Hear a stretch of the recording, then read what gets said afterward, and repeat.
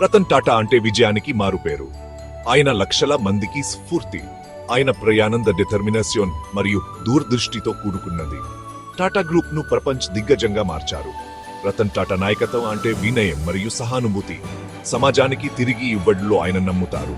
ఆయన జీవితం కష్టపడి పనిచేయడం మరియు నిజాయితీ యొక్క శక్తిని మనకు నేర్పుతుంది. ఆయన భారతీయ పరిశ్రమకు నిజమైన అక్కాన్.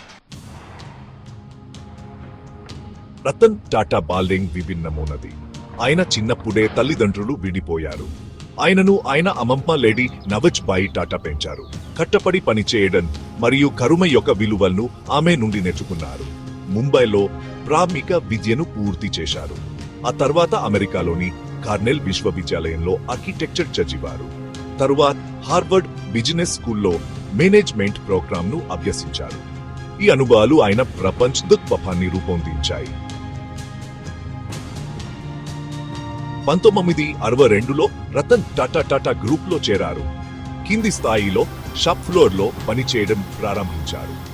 కింది నుండి వ్యాపారాన్ని అర్థం చేసుకోవాలనుకున్నారు. అనుభవజ్ఞులైన ఉద్యోగుల నుండి నేర్చుకున్నారు. క్రమంగా ఎక్కువ బాధ్యతలు స్వీకరించారు. కట్టపడి పనిచేయడం మరియు అంకితభావంతో తన్ను తాను నిరూపించుకున్నారు. 1981లో టాటా ఇండస్ట్రీస్ చైర్మన్ గా నియమితులయ్యారు. ఇది ఆయన కెరీర్లో ఒక మలుపు. తన పదవీ కాలంలో రతన్ టాటా అనేక సవాళ్లను ఎదుర్కొన్నారు.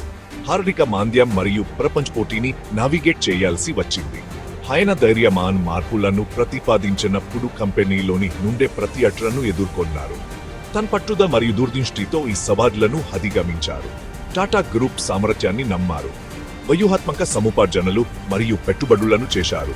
ప్రపంచ వ్యాప్తంగా గ్రూప్ ఉనికిని విస్తరించారు. టాటాను ప్రపంచ బ్రాండ్ గా మార్చారు.